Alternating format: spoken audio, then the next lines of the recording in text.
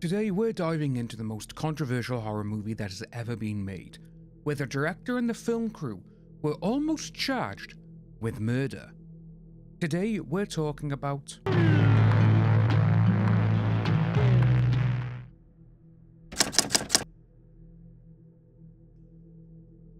If you're unaware of what the plot of Cannibal Holocaust is, let's take a small step back and let me entertain you. An American documentary crew have gone missing while investigating indigenous tribes in the Amazon rainforest. A rescue team was sent in to find them, but all they could recover is their possessions and the footage that they shot, revealing their gruesome demise.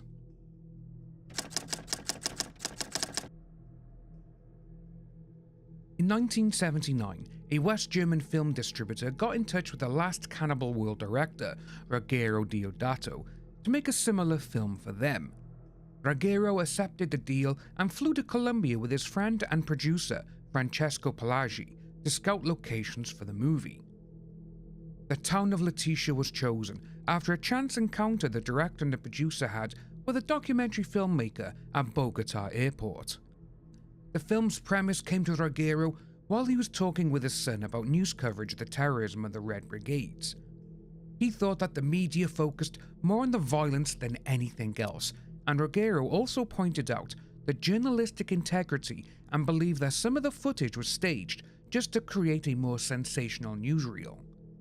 With this and the journalistic integrity in his head, work began very quickly on the script, written by Gianfranco Clarisi, who wrote The Last Cannibal World and also The Last House on the Edge of the Park, which was also directed by Ruggero and released just 9 months after Holocaust. Within a matter of months, the film went from being discussed to being filmed in Colombia. The cast were chosen and flown down to the rainforest to begin filming. As soon as the cameras started to roll, they had to shut down due to so many issues and troubles that the crew ran into. The original actor who was cast to play Alan Yates dropped out. Ricardo Fuentes, who played Miguel, had to leave due to his father sadly passing, and he had to attend his funeral. The weather was also not kind to the crew, as the heat and the rainstorms delayed filming nearly every single day. The tension on location between the crew was also very hostile. Cast members didn't get along, with Robert Kerman expressing his dislike for Ruggero in many interviews, stating that they would clash on set many times a day, and this happened nearly every single morning before filming. Kerman also stated that Ruggero would be hostile towards all cast and crew, mostly to the people who couldn't answer back, mainly the Colombian and Italian crew members. As filming progressed, the crew became very uncomfortable with the film's graphic content involving animals. Cast and crew walked off set when these horrific scenes were being filmed and spoke out against the movie afterwards due to these scenes. One of the scenes, which involved the killing of a pig, Carl York's character was supposed to be the one to slaughter the animal, but he couldn't go through with it due to forming a bond with the pig when flying to the location. The squeals of the pig made York lose concentration, and he botched a very long monologue, which Ruggero supposedly flew off the handle at, as they never had any more pigs to film again. The tension on set rose to boiling point when it came to filming certain scenes.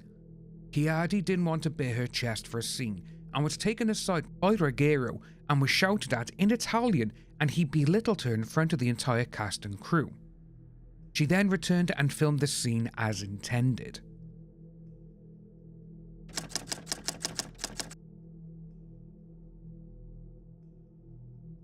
Cannibal Holocaust premiered in February of 1980 in Milan.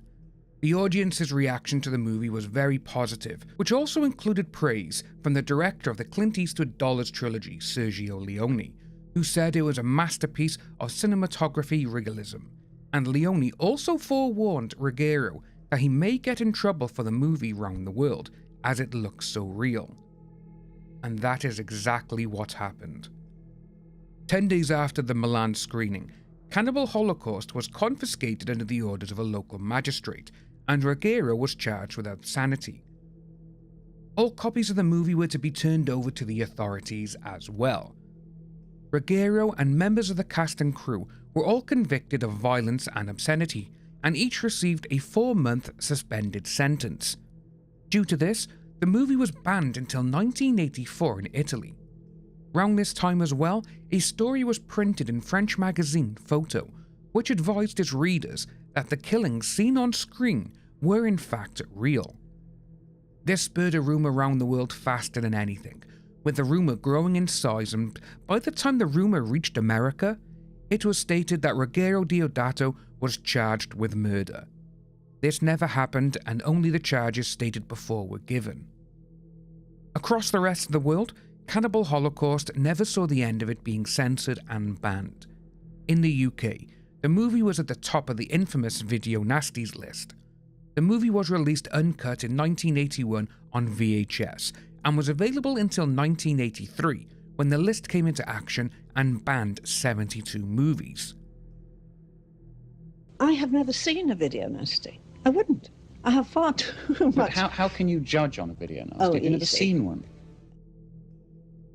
But the biggest controversy surrounding Cannibal Holocaust was the exact same concern that the cast and crew had, and that is the animal cruelty that takes place on screen. This is also the reason the movie has many censorship issues worldwide. Ruggero has talked about this at length, to which he actually regrets now introducing animals to the movie.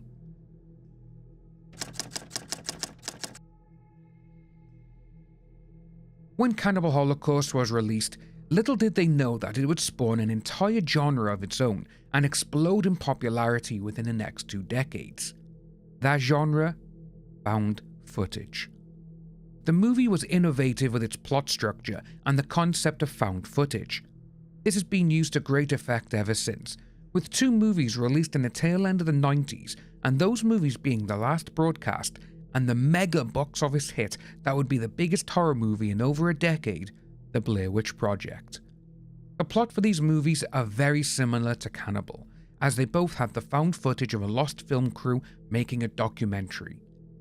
The Blair Witch Project directors even went a step further and actually had the cast sign a contract to not take any movie roles or appear on talk shows, to further make the movie seem a little more genuine. During the time of Cannibal being released, it has been regarded as the apex of the cannibal genre. Many cannibal movies were released during this time and even starred some of the same actors from Holocaust. For years, following the release, unofficial sequels to Holocaust were produced, and some movies even changed their names to make the public think that they were associated with Cannibal Holocaust.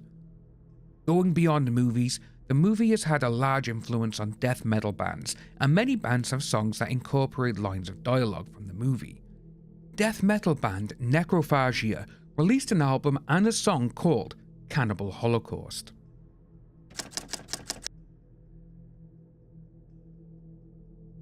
To me, Cannibal Holocaust is a very well-made movie, but even hardcore horror fans like myself will have issue with the genuine animal slayings. Apart from this aspect, the movie shows what can happen if you have a cast and crew who will almost do anything for the director, even after they have chewed you out in front of everyone. I don't think Ruggero and his crew knew the impact that this movie was going to have on merry horror fans. They simply went out, decided to make a horror movie with the actors using the camera for some of the scenes. Now that genre, found footage, is thriving and has some of the biggest franchises ever. Whether you view Cannibal Holocaust as a groundbreaking horror film or a grotesque exploitation flick, there's no denying its lasting impact on cinema and its ability to push boundaries. Thanks for watching. What are your thoughts on Cannibal Holocaust? Is it a misunderstood classic or a film that goes too far? Let me know down in the comments. Don't forget to like, subscribe, and hit that notification bell so you won't miss any of the Horror Retrospective videos. Until next time, stay critical, stay safe. You can watch our other horror retrospectives here.